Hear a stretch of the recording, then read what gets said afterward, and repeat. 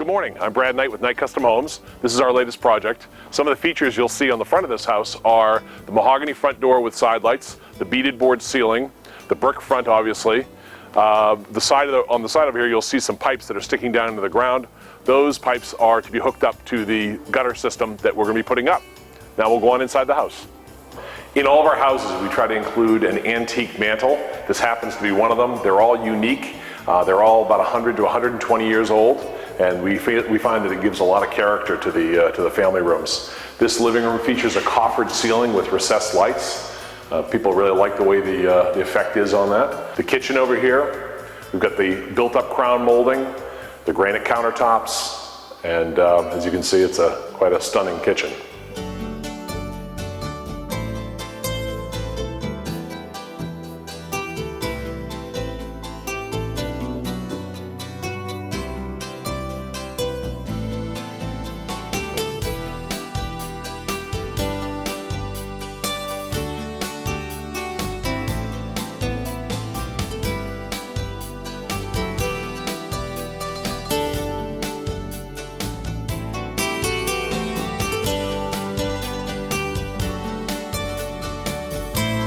This is the solarium. Some of the nice features we did in here was a full tray ceiling all the way across. We did the crown molding with the lighting behind it.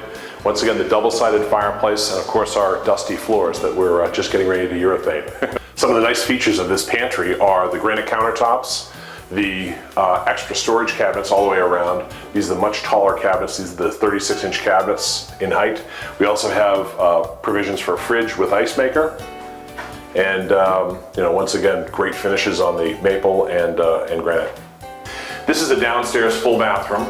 We have the one-piece sink unit with the undermount bowl, the granite countertops. These tiles are called subway tiles. Adds a nice effect with the border coming across the side here.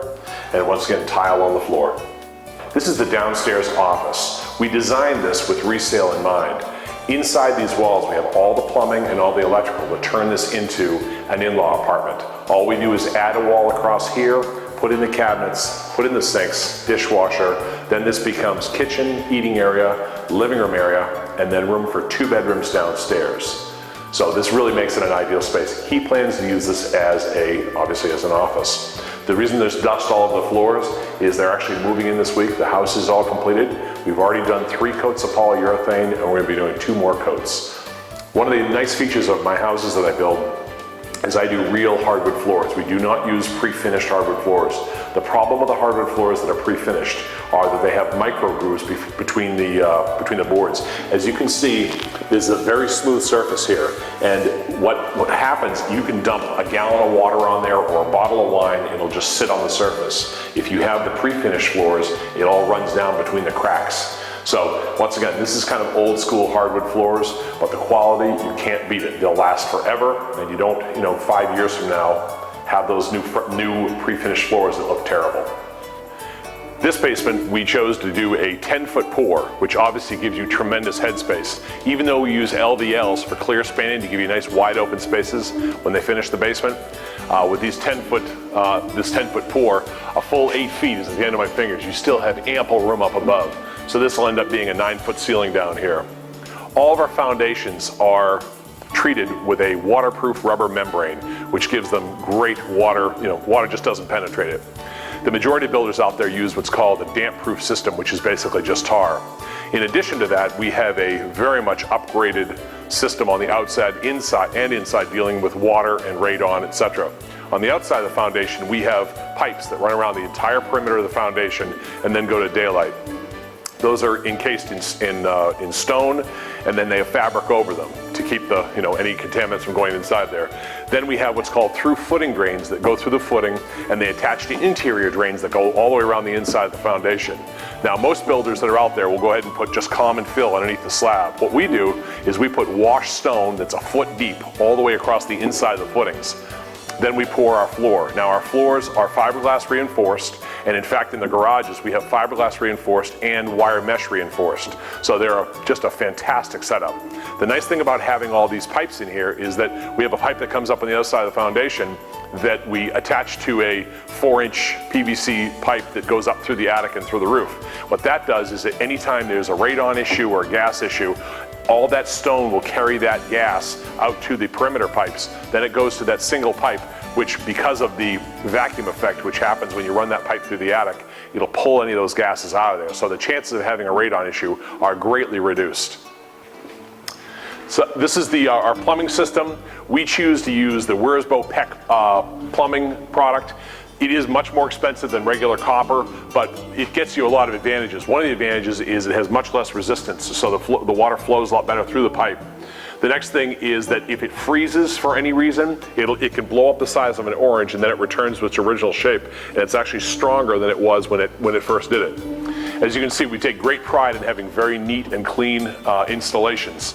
Everything's lined up correctly, everything's labeled, everything has shutoffs. Something as simple as putting shutoffs before and after your circulator pumps. What that does for you is that if and when down the road one of those lets go, all you do is turn those two off, pull out that circulator pump, put the new circulator pump in, and it's done.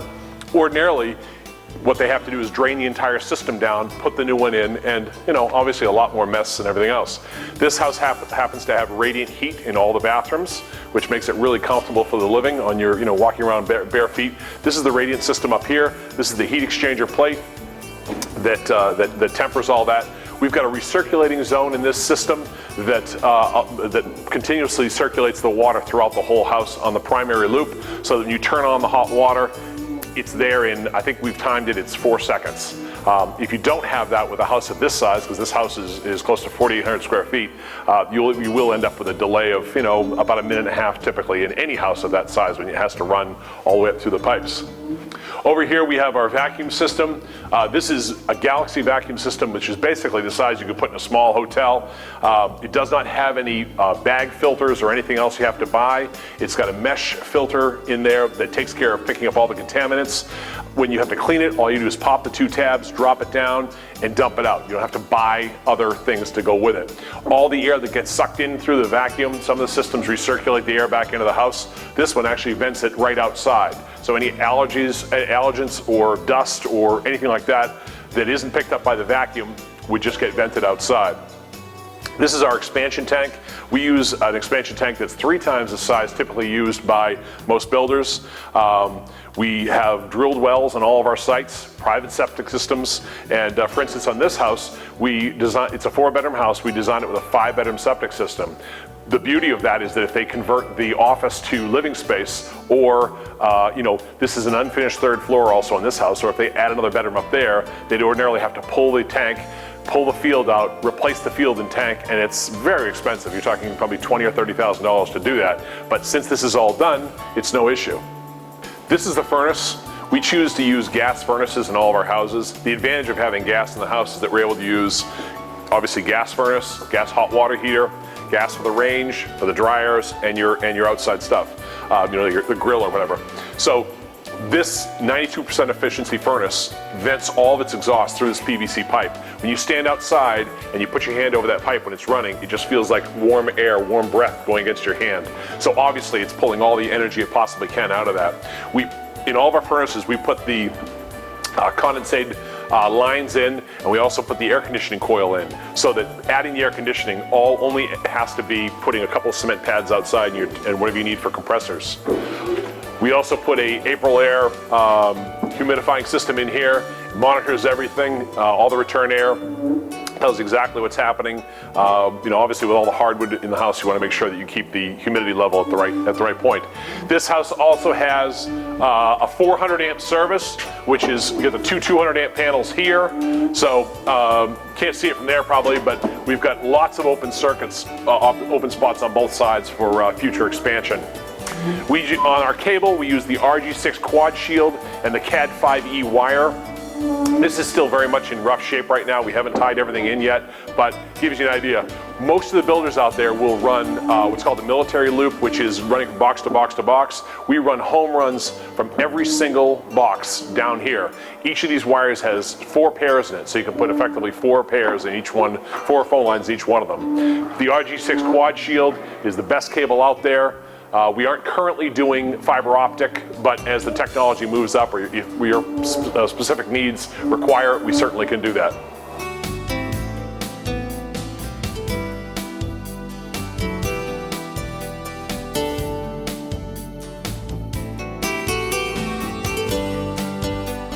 This is another one of our antique mantles.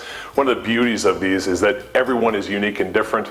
There are some structural and visible damage on some of the mantles, but at 120 years old, it really helps to show its age and its beauty. This is once again a double-sided fireplace. We've got the tile in the front. Often people will do tile or granite in the front, and then we'll move over to the master bathroom. This is the master shower. It has some nice features. 4 body sprayers, 2 shower heads on one side, 1 sunflower shower head on the other side. They're both temperature controlled, so when you dial the temperature, every time you turn on that valve, it always stays at the exact same temperature, and will monitor that temperature as you're taking your shower. Also has a handheld over on the side, makes it very easy to clean the shower. It reaches all the way across the other side, so when you're cleaning the shower or the floors, it's all set up. This is going to be a 1/2-inch plate, frameless door going in here next week. The soaking tub, usually we'll put in a jet tub, a corner tub that's a jet tub, but this customer preferred to do just a 6-foot soaking tub. It's got a nice handheld in here. This tile, we put it on the outside. We typically tile up or on the top, around the side like this. They opted to want to have a very clean, basic look to it. So once again, we can customize it to whatever you prefer. In the garage, we choose to make a really deep garage with large doors. Most builders use about a 7 or a 7/6 door. This is a 9-foot wide door, 8 feet high. Most of the problem you run into on these garage doors with people is when they come in with their SUV, and they got a ski rack on top, they can't get in. Obviously, tons and tons of room on this. These are Clopay insulated doors. They're the best out there. They've got a great R factor. We use the LiftMaster 3/4 horsepower garage door openers. Obviously very quiet, all belt drive.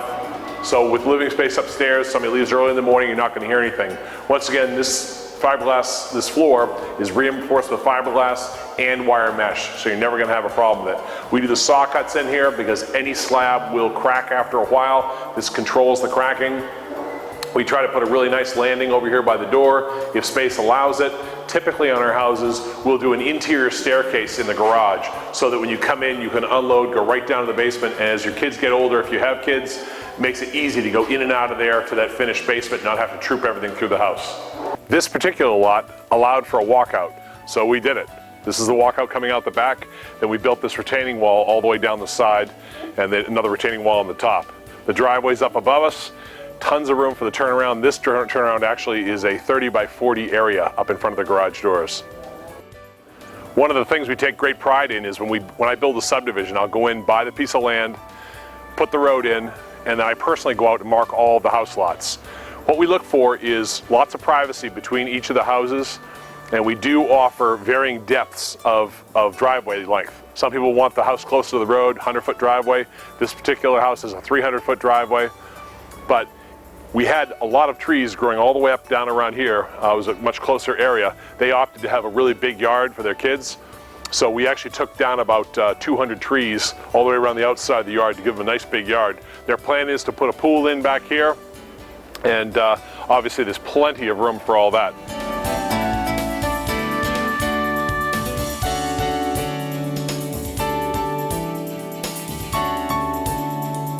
With a population of just over 10,000 residents, Amherst, New Hampshire is conveniently located near Manchester and Nashua, New Hampshire, and just over an hour from the beach, the mountains, and the lakes region.